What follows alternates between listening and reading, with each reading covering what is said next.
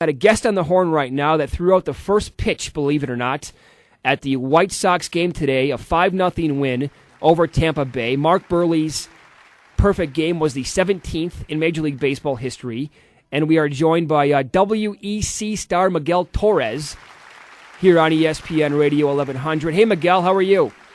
You're doing good, man. What's going on with you guys? Not too much. So you threw out... Okay, the whole thing today is a little bit strange. You were supposed to throw out a first pitch earlier in the season, correct? But it was called because of rain? It was rained out, right. God didn't want me to bring that kind of luck upon a team that early in the season. Now, are you a baseball fan? You know what? I don't follow baseball too much, man, but all my buddies are Sox fans, so it was a big thing for them, me doing this. Okay, so then you go there today. First of all, how was the first pitch? Was it something like Obama's at the All-Star game, or was it actually pretty decent? No, I threw some heat, man. I did pretty good. I threw had a cut on the end of it, but it was good, man. What are you thinking, about 70, 80 miles an hour? At least about 85. You know, God bless him with a strong arm. Oh. That's my knockout arm. You're joking, right? No, I'm just joking, man. Yeah. Okay, so I got to tell you, Miguel, though, you throw out the first pitch at the game today, and what is this I hear that you left in the 6th inning? You know what? I had to get back to the gym. I'm training for this fight. I got 2 more weeks of intense training and going on left. And I didn't want to stay and maybe the game run in and I get caught in traffic and I'll make it back to the gym. I got a bunch of guys coming on the train tonight. And I had to get back to the gym. And I left. And on the way me leaving the game, 3 of my buddies were like, dude, man, he's pitching a perfect game. You got to get back. And I was like, dude, I'm already halfway home. And then as soon as I get to got my car, I got like 10 texts. He goes, dude, you brought luck to the team, or I don't know what you did, or, whatever. And he pitched a perfect game. So that's how it goes sometimes, man. To get back to Indiana, like, rush hour traffic is the worst time to get by. It's about like an hour and a half drive.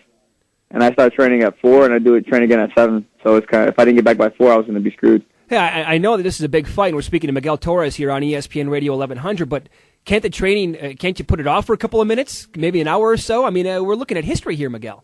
I could put it off. The problem is that my training partners can't pull it off. My training partners come in at designated times, and if I'm not there at those times, then I don't make training camp. Like that's the biggest thing with doing what I do. If you don't put your time in the gym, it shows in fight day. So, okay, what are you feeling like right now? Because the game got over with probably about an hour or so ago, maybe a little bit more than that. But obviously you said your phone was blowing up, but are you kind of like disappointed? I mean, you were the man today throwing out the first pitch. I'm guessing you got a nice ovation, and you're not there to see it. You know what? That's the way it goes sometimes. I'm disappointed I didn't get to stay for the whole game, but I was there. I knew I was there for history. When everyone asks who threw out the first pitch at this historic game, they're going to say it was me. And I'm just sad I couldn't see the whole thing, but at the same time, I'm proud that I was there to witness at least half of the game. Now, is there video of this first pitch? I hope there is. I know a couple of my buddies got some camcorders, so I'm sure they had people recording it and they had pictures and stuff. So there is. I know I'm going to make myself a little plaque with the ball that I threw out in the jersey and everything. So yeah, but no, nice little momentum. No BS here though. It was a perfect strike. It was good. It was a cut ball. The catcher he hit his glove and he dropped it. And then I walk up to him and he goes, "Dude, you threw it. The ball had a cut at the end of it." And I told him, "Well, you're a professional, baseball player. You should have caught it." Yeah. It was funny. That's what you call burnout. I threw a zinger at him. That's what you call burnout. When you used to be a kid, and who could throw the hardest? Yeah, you make the other guy's hands sore. All right, so that's what it is. That's what it was. When did you get the information though that the guy threw a perfect game and you left it? When was your first text or phone call coming from one of your friends? I want to say it was about 3:30, 3:45. They're like, dude, it was like, bottom of the 7th, and it's he's throwing a perfect game. Where you at? Get back here, turn around. And I was already stuck in traffic halfway getting back, and I was like, I'm already halfway home. There's no way I could turn around.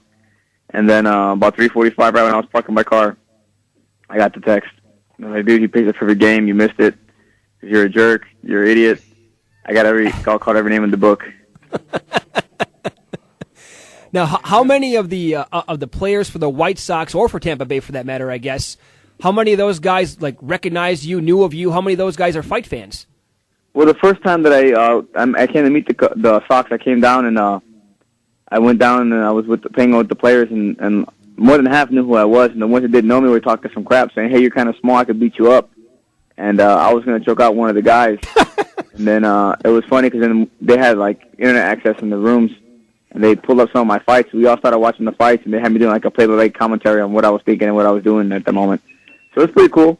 A couple of guys want to come out to the fight in Vegas, so I got to meet a couple of a couple players I didn't know before, and got to meet some new fans. So it was pretty cool. Mm-hmm. Now, Ozzie Guillen is a fan of yours, correct?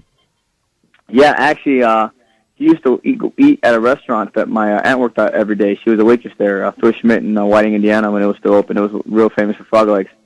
And he used to eat there all the time, so she would collect like his cards and his jerseys and all this stuff, autographed stuff from him from back in the day. And when she found out I was throwing this pitch, she was like, "Tell Ozzy, Patricia says hi," and all these different things. And he ended up remembering who she was, and it was kind of funny. He autographed the jersey for her, so it was funny.